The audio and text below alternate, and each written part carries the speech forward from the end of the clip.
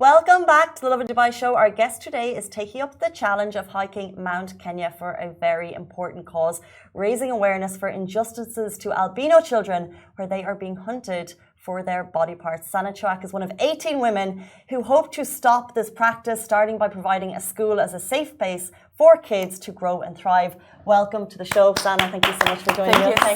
Thank you very much. Good morning. Thank you honestly so much for joining. And before the show, we're telling you how impressive it is at the work that you're doing. But tell us a little about yourself. Well, first of all, I'm very passionate about youth and women empowerment. I try my best to participate in initiatives, to raise awareness about problems that I see. I like to give back to community. I'm a very outdoors person. I love hiking, as you can see. And I'm a full-time sales manager in a multinational. So I'm trying to balance between my passion and my job that I love a lot. So that's a little bit about me. And is that difficult, like balancing the two? Because they're two very extremes. It's all about discipline, organization, and dedication. Okay. And your story came across, I guess, our news desk because of an important initiative. Tell us about the climb that you're doing and the reason behind it. So when I heard about the cause initially, I was really surprised. I didn't know that the albino kids were suffering that much in certain parts of the world. First, let me explain what's albinism. It's a lack of pigmentation, which means that those kids are lighter than normal, and they usually have also vision problems. And they are most of the time quite healthy, but in certain parts of Africa, superstition makes it hard for them because there is a belief that if you get their limbs, then you get good luck and you get wealth. So this is why they are trafficking their limbs. And when I heard about this, I really need to do something about it. And I met these other 17 amazing women who are doing this through the Lions Club. I'm part of the club and I'm a founder in UAE. So we decided to climb Mount Kenya, which is a symbol because of the location, also the difficulty that we will feel so that we relate to the cause also, and to raise awareness because this is the way for us to make people be aware. There are a lot of organizations who are doing a lot of efforts to make it better, and we've seen improvement. However, there's still room for improvement and a lot to do. So this is the background of the story. So the initiative started here in Dubai, is it? It's a global initiative. Each woman will represent a country. I'll be representing UAE when I'm going to climb. And we are from 5 continents and from different countries. The story of what these children are going through is just it's horrific and it's shocking. Can you just give people a rundown of what's actually happening and how did you hear about it? So I heard about it because I am quite active when it's coming to charity and organizations. So what is happening is, first of all, in Tanzania, this is where we are going to open the school, the rate is higher than globally.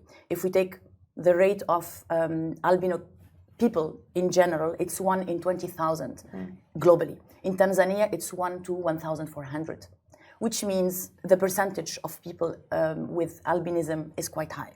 This is 1.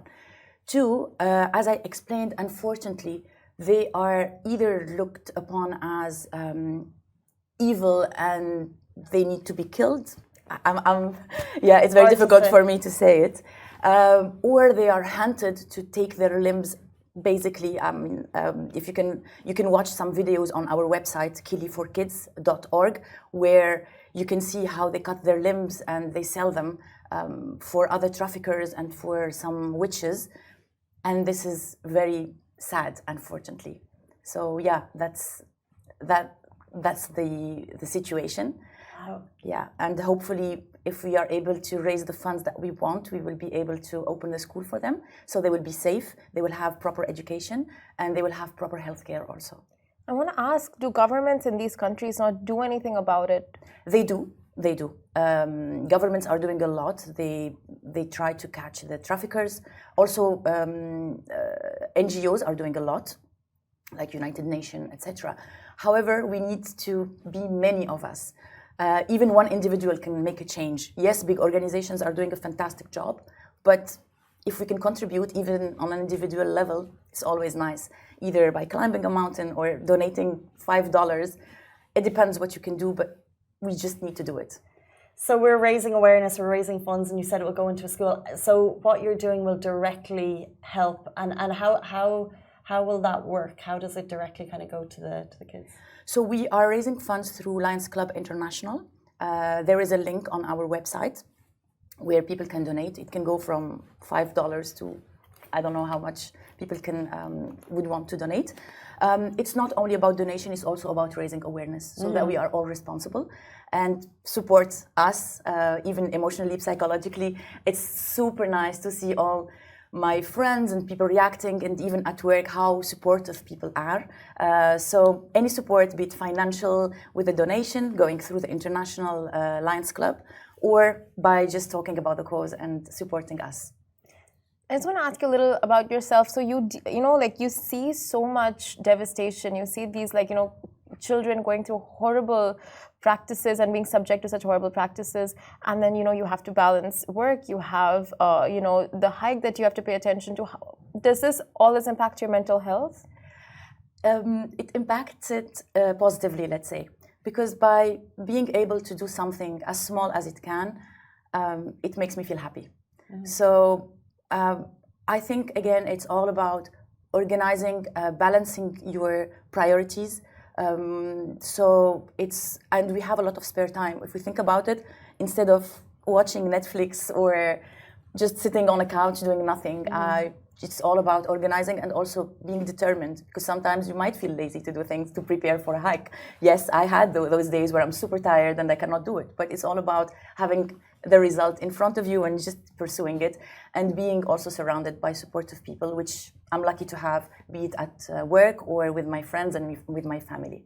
You mentioned support there, and you're obviously climbing Mount Kenya with 18 women. How did you all connect, and are they based here in Dubai, or did you say they're international?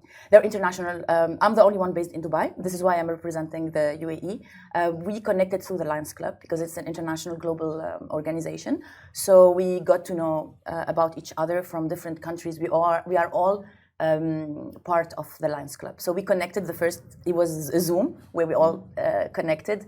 There is a team leader, she is based in Italy. And then we started contributing. Each of us has her own strength and what she can do, what she can contribute with. We are with completely different level of fitness. Like personally, I'm not a mountaineer. Yes, I did some climbs here and there. I did Kilimanjaro once. But we have pretty good, girl. Yeah, but we have, for instance, with us a lady from Nepal who did Everest twice, and like when you look to this, it's going to be inspiring for us. It's going to push us, and I think we are most of us in our 40s, which is going to be also a big challenge. So yeah. So, you know, okay, I'll be very honest. Like for me, it's something I've not really heard of before. You know, this whole initiative, and that it's for albino, you know, hunting albino kids for their limbs and for superstition. So where do you think in the scale of awareness, where are we? And do we have a long way to go, or are we getting there? I think there was a period of time where many media talked about it, on BBC, on CNN. I've seen a lot of articles and videos, etc. But obviously, I mean, we have so much to do in this world. So you move focus in media from one cause to another. There's always room to do better, to do more, and that's why I'm doing this. I'm very thankful for what have been done so far, but yeah, we can always do more. I really love your energy and your positive spirit. It's amazing. When is the hike? And if anyone is interested and they're touched by the story and they want to get in touch with you to learn more, how can they do that? So I'm traveling this Sunday to Kenya. I'm starting the climb on Monday. It's going to be a climb of 6 days, where when we are going to come back, we are going to meet the kids to prepare with them for the school. Anyone who wants to reach out to me, you can reach out to me on Instagram. Or if you can, I don't know if you are able to post my email, so email, my Instagram. We have a website. It's kili4kids.org, and 4 is written as a number. Kili is like, because the initial one was done in Kilimanjaro, so kiliforkids.org.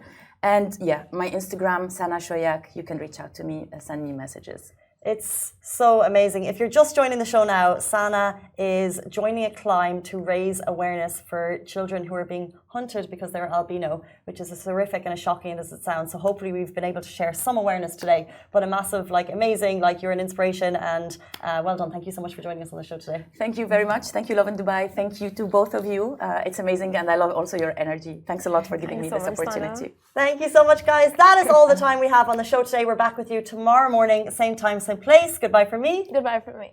Goodbye.